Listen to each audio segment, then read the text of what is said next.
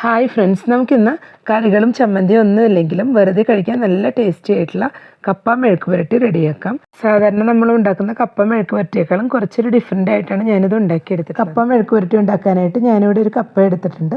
ഇതാദ്യം നമുക്ക് തൊലിയൊന്ന് കളഞ്ഞെടുത്ത ശേഷം കട്ട് ചെയ്തെടുക്കാം. കപ്പ ഇപ്പോൾ ഇവിടെ കട്ട് ചെയ്ത് വെച്ചിട്ടുണ്ട്. നന്നായി വാഷ് ചെയ്ത ശേഷം കട്ട് ചെയ്തെടുത്തതാണ്. ഇതിനി കുക്കറിലിട്ട് നന്നായി തന്നെ ഒന്ന് കുക്ക് ചെയ്തെടുക്കാം. കപ്പ ഇപ്പോൾ കുക്കറിലോട്ട് ഇട്ട് കൊടുത്തിട്ടുണ്ട്. ഇതിലോട്ട് ആവശ്യത്തിനുള്ള ഉപ്പ് ചേർത്ത് കൊടുക്കാം. ഒരു കപ്പ് വെള്ളവും കൂടെ ഒഴിച്ചു കൊടുക്കുന്നുണ്ട്. ഇനി ഇതെല്ലാം കൂടി നന്നായി തന്നെ ഒന്ന് മിക്സ് ചെയ്തെടുത്ത ശേഷം 2 വിസിൽ വരുത്തി നന്നായി തന്നെ ഒന്ന് കുക്ക് ചെയ്തെടുക്കാം. ഓരോ കപ്പയ്ക്കും ഓരോ വേവായിരിക്കും. അപ്പോൾ നമുക്ക് നോക്കിയതിന് ശേഷം വേണമെങ്കിൽ കൂടുതൽ വിസിൽ വരുത്താം. കപ്പ മുളകിടാനായിട്ട് ഇപ്പോൾ ഒരു പാൻ വെച്ച് 2 ടേബിൾ സ്പൂൺ വെളിച്ചെണ്ണ ഒഴിച്ചു കൊടുത്തിട്ടുണ്ട്. വെളിച്ചെണ്ണ ചൂടായി ഇതിലോട്ട് 1 ടീസ്പൂൺ കടുക് ഇട്ട് കൊടുക്കാം.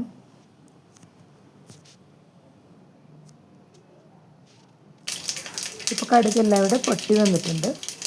ഇതിലോട്ട് വലിയ ചുവന്നുള്ളി ഒരു 12 എണ്ണം ഞാനിവിടെ ചതച്ച് വെച്ചിട്ടുണ്ട്. അത് ചേർത്ത് കൊടുക്കാം.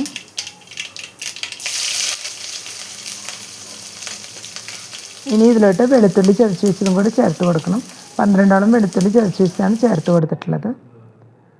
ഇനി ഇതെല്ലാം കൂടെ നന്നായി മിക്സ് ചെയ്ത് കൊടുത്തൊന്ന് ഫ്രൈ ചെയ്തെടുക്കണം. ഉള്ളിയുടെ എല്ലാം കളറൊന്ന് മാറി വരുന്നവരെ നന്നായി തന്നെ ഒന്ന് വഴറ്റിയെടുക്കാം. ഇപ്പോൾ ചുവന്നുള്ളിയും വെളുത്തുള്ളിയും എല്ലാം ഒന്ന് ഫ്രൈ ആയി വന്നിട്ടുണ്ട്. ഈ സമയം നമുക്ക് ഇതിലോട്ട് വേപ്പില ചേർത്തൊന്ന് മിക്സ് ചെയ്ത് കൊടുക്കാം. ഇതിലോട്ട് ഈ സമയം 2 ടീസ്പൂൺ ചില്ലി ഫ്ലേക്സ് ചേർത്ത് കൊടുക്കുന്നുണ്ട്.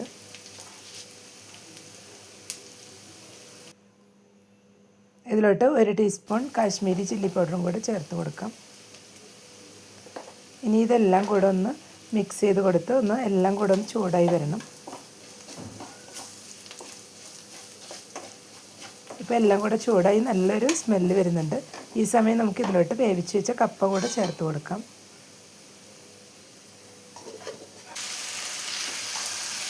എല്ലാം കൂടി നന്നായി തന്നെ ഒന്ന് മിക്സ് ചെയ്ത് കൊടുക്കാം. കപ്പയിൽ മുളകെല്ലാം നന്നായി തന്നെ ഒന്ന് പിടിച്ച് വരണം. അതുകൊണ്ട് നന്നായി തന്നെ ഒന്ന് മിക്സ് ചെയ്ത് കൊടുക്കാം.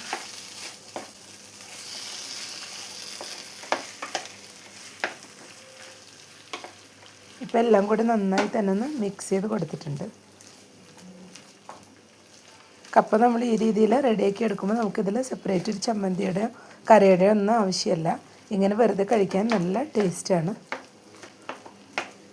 ഇപ്പോൾ എല്ലാം കൂടി നന്നായി തന്നെ ഒന്ന് മിക്സ് ചെയ്ത് എടുത്തിട്ടുണ്ട്. ഇനി ഇതിലോട്ട് ഫ്ലെയിം ഓഫ് ചെയ്ത ശേഷം നമുക്കൊരു സവാള ചോപ്പ് ചെയ്ത് വെച്ചതും കൂടി ചേർത്ത് കൊടുക്കണം. ഇതുപോലെ സവാളയും കൂടെ ഒന്ന് ചേർത്ത് കൊടുക്കുമ്പോൾ ഒരു സ്പെഷ്യൽ ടേസ്റ്റാണ്. കഴിക്കുമ്പോൾ സവാളയും കൂടെ ഇടയ്ക്കൊന്ന് കടിക്കുമ്പോൾ നല്ലൊരു ടേസ്റ്റ് ആയിരിക്കും. എല്ലാം കൂടെ ജസ്റ്റ് ഒന്ന് മിക്സ് ചെയ്ത് കൊടുക്കാം. ഇപ്പോൾ നമ്മുടെ കപ്പ മെഴുക്ക് പുരട്ടി ഇവിടെ റെഡിയായി വന്നിട്ടുണ്ട്. അപ്പോൾ എല്ലാവരും ഈ രീതിയിൽ ഒരു തവണയെങ്കിലും ഒന്ന് ട്രൈ ചെയ്ത് നോക്കുക. ഇഷ്ടപ്പെട്ടെങ്കിൽ ലൈക്ക് ചെയ്യാനും ഷെയർ ചെയ്യാനും സബ്സ്ക്രൈബ് ചെയ്തും സപ്പോർട്ട് ചെയ്യാനും കൂടെ തന്നെ ഫീഡ്ബാക്ക്സ് ഉണ്ടെങ്കിൽ അറിയിക്കാനും മറക്കരുത്. Thank you.